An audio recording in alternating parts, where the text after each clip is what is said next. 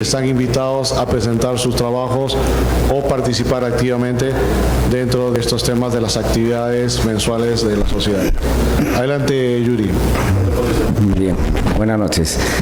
Quiero agradecer ante todo la invitación del doctor Luis Guzmán, presidente del capítulo CACIARPI, y a la sociedad en nombre de todos ustedes por la invitación. Bien. Cuando revisamos la literatura sobre sutura meniscal, nos vamos a encontrar, ¿no es cierto?, con una cifra un poco crítica y nos dice, en general, solamente podemos reparar alrededor del 10% de los meniscos. Entonces, comenzamos a preguntarnos y decimos, bueno, ¿frente a qué estamos? Es que la resección meniscal que la hacemos en una cirugía de 20 minutos es baja de complicaciones, inmediatamente el paciente puede, ¿no es cierto?, incorporarse a su actividad deportiva, entonces tiene sus ventajas frente a un paciente que tengamos que hacerle sutura meniscal. ¿Es esa la razón real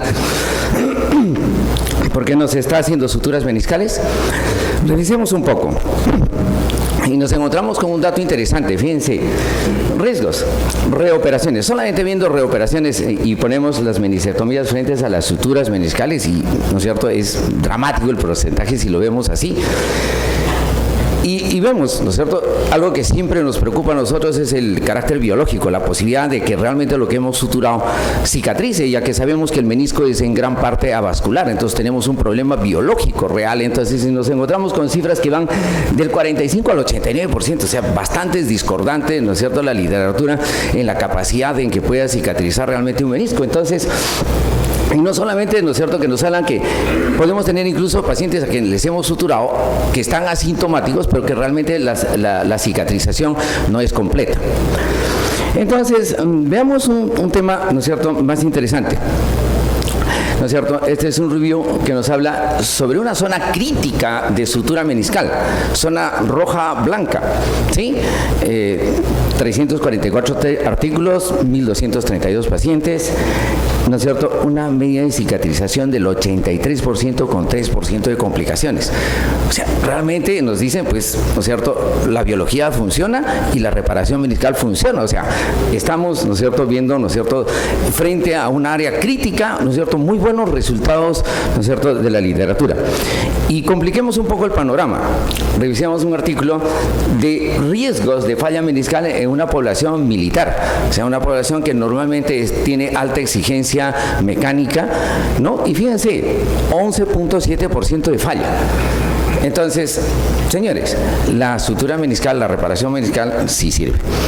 Y si revisamos finalmente cómo quedan esos pacientes que fallaron, ¿no es cierto?, y vamos, ¿no es cierto?, a una segunda reintervención, 80% de los pacientes libres de dolor, libres de bloqueo mecánico, o sea, también, ¿no es cierto?, posterior a la cirugía van a tener relativamente éxito. Entonces, señores, la reparación meniscal no solamente se hace por preservar la función, por contribuir a la estabilidad, por mejorar o reducir la carga o el desgaste articular, sino que es un deber de los ortopedistas hoy en día en hacer condroprotección, porque es la única forma que vamos a preservar que las meniscectomías que hacemos terminen, ¿no es cierto?, con nuestros pacientes en artrosis severas.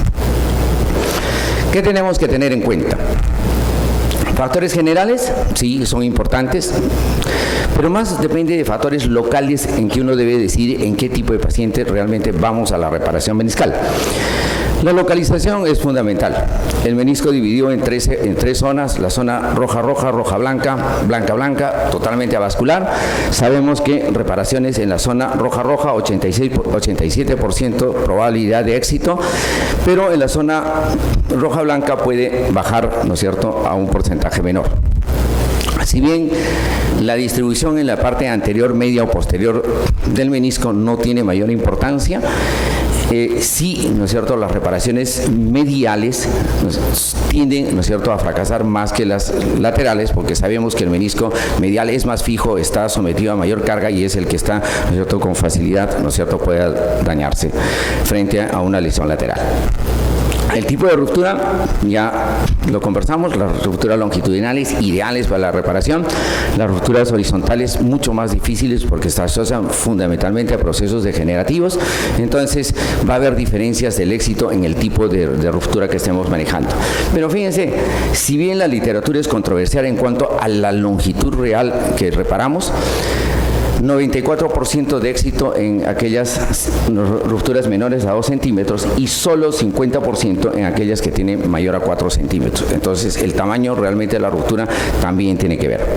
La edad del paciente, decíamos, a mayores no les reparemos, pero fíjense, los estudios no son concluyentes, promedio 44 años, 87% de buenos resultados.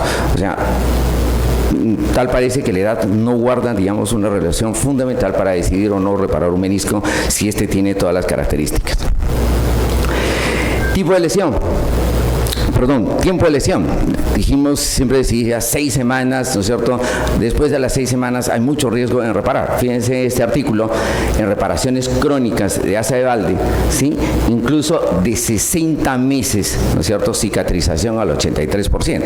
O sea, también, ¿no es cierto? No es que la cronicidad, ¿no es cierto?, nos va, ¿no es cierto?, impedir a cicatrizar.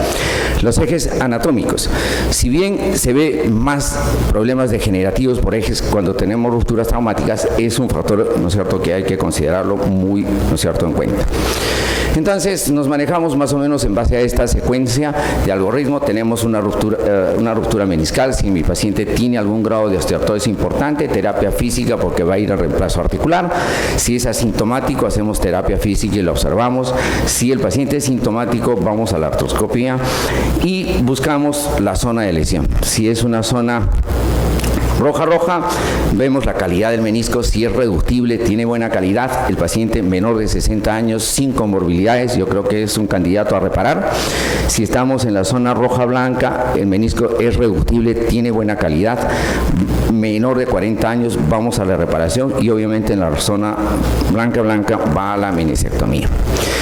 Hay que saber que hay contraindicaciones fundamentales, pacientes muy sedentarios, obesos, pacientes en los cuales ya hay daño osteoarticular importante, el mal lineamiento y obviamente las rupturas irreparables van a ir finalmente, ¿no es cierto?, a ser contraindicaciones.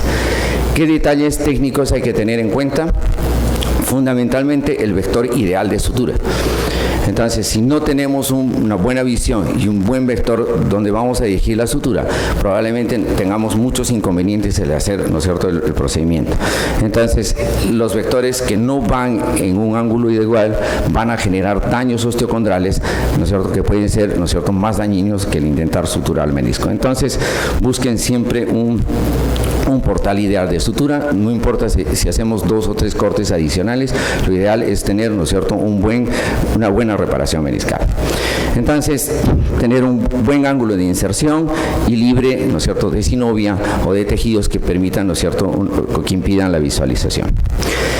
Otros datos importantes: reducción anatómica lo más perfecto que se pueda de la lesión a suturar, una distancia promedio de 3 a 5 milímetros entre cada punto de sutura.